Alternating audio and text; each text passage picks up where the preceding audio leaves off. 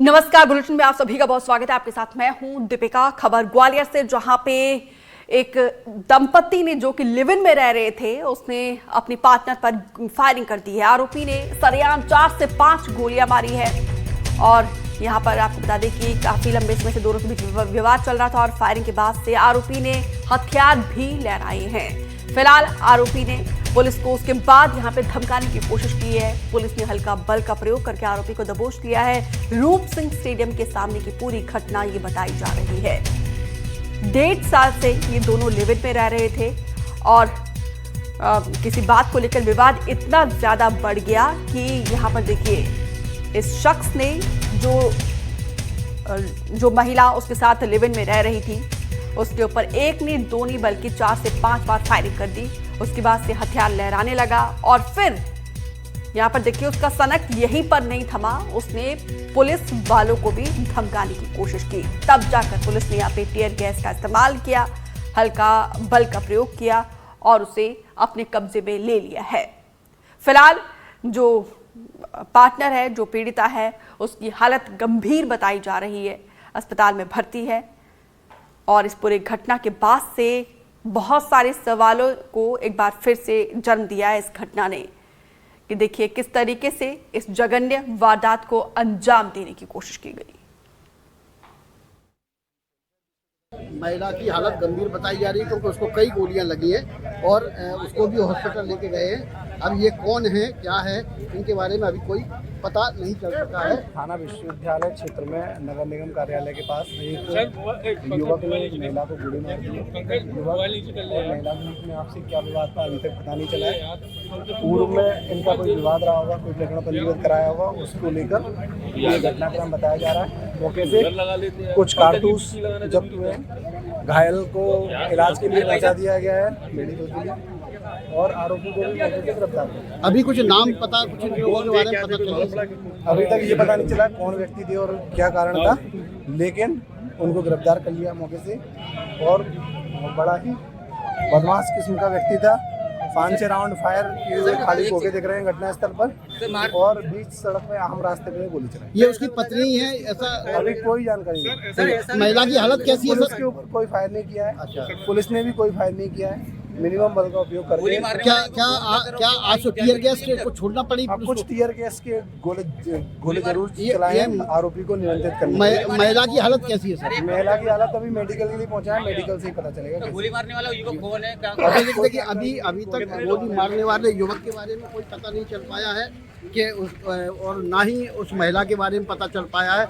माना यही जा रहा है कि ये पति पत्नी हो सकते हैं, लेकिन अभी ये कहा नहीं जा सकता है। लेकिन वो बहुत ही क्रिमिनल किस्म का व्यक्ति था क्योंकि उसने 4-5 राउंड गोली चलाई और फिर वो मोर्चा लेके बैठ गया था। पुलिस को उसको अरेस्ट करने के लिए फायर गैस छोड़ना पड़ी। ऐसा ग्वालियर में पहली बार ही है कि किसी आरोपी को गिरफ्तार करने के लिए पुलिस को टीयर गैस चलाना पड़ी हो, लेकिन पुलिस ने एक सफल ऑपरेशन के बाद उसको दबोच लिया है।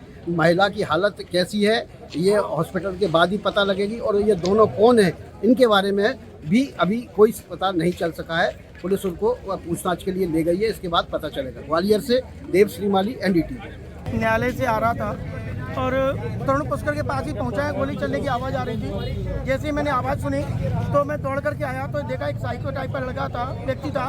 वो एक महिला गिरी हुई थी, उस पर गोली चला रहा था। वो अंधाधुंध फायरिंग कर रहा। 3 गोलियां मेरे सामने चली हैं और उसके बाद वो जो है वहीं पर बैठ गया। फिर हमने जनता से नियंत्रण नहीं हुआ तो मैं पुलिस को खबर दी। एकदम जो है आवाज़ आ रही थी गोली चलने की, तो मैं पास में आया तो मेरे देखा कि लड़की रोड पर डली हुई है और एक साइको टाइप का व्यक्ति फायर कर रहा। 3 फायर तो उसने मेरे सामने किए हैं। लड़की के ऊपर? यस। कहाँ पर मारे लड़की? यही है सामने स्पॉट पर मारा। अच्छा, उसके अलावा क्या हुआ? उसके बाद हमने पुलिस को सूचना दी, पुलिस आई। अच्छा, जब ये उसने फायर कर दिया तो उसके बाद उसने भागने की कोशिश नहीं की? नहीं, बहादुरी से पुलिस से लड़ा है। वो इतना बड़ा साइको था, वो फिल्मी स्टाइल वाला साइको था। वो पुलिस के ऊपर भी फायर कर सकता था वो, लेकिन पुलिस ने बड़ी सूझबूझ से इस मामले को नियंत्रण में लिया।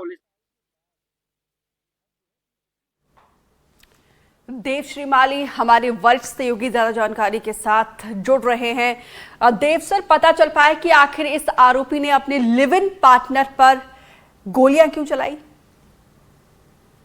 देखिए, ये बहुत उलझी हुई कहानी है क्योंकि ये जो नंदिनी है उसकी शादी किसी दूसरे व्यक्ति से हुई थी और जो अरविंद है उसकी भी शादी किसी दूसरे महिला के साथ हुई थी।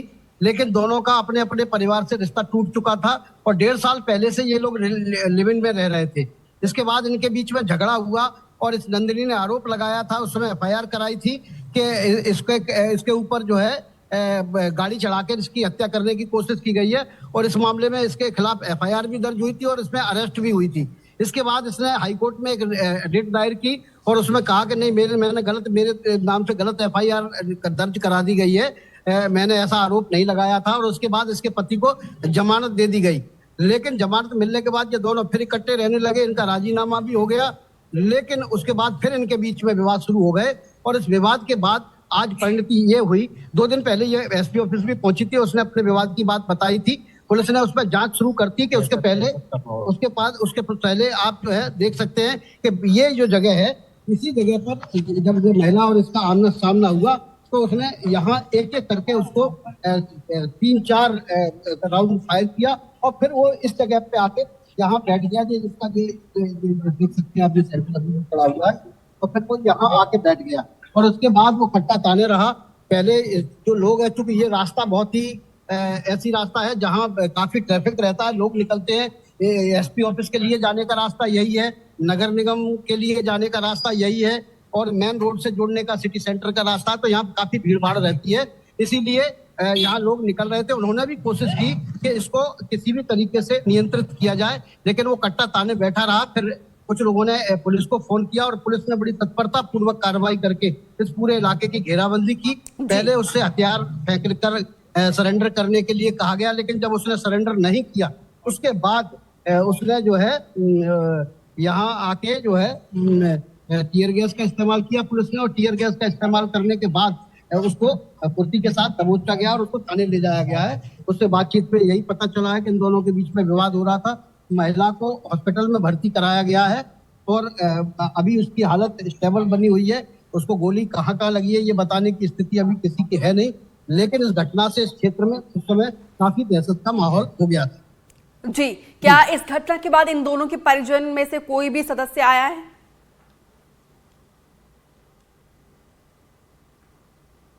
नहीं पहुंचा है, जैसा कि पुलिस का अभी कहना है, लेकिन हाँ, अगर ये घटना तत्काल नियंत्रित नहीं की जाती तो यहाँ कोई बड़ी घटना का भी रूप ले सकती थी, क्योंकि ये काफी ट्रैफिक वाला इलाका है और यहाँ जो है काफी लोगों का आना जाना रहता है और VVIP इलाका माना जाता है, काफी सुरक्षित इलाका माना जाता है। सारे IAS IPS के बंगले यहाँ से कुछ ही दूर पर है और सिटी सेंटर का जो मेन मार्केट है वो भी इसके पीछे है। जी और बहुत बहुत शुक्रिया विस्तार से जानकारी देने के लिए।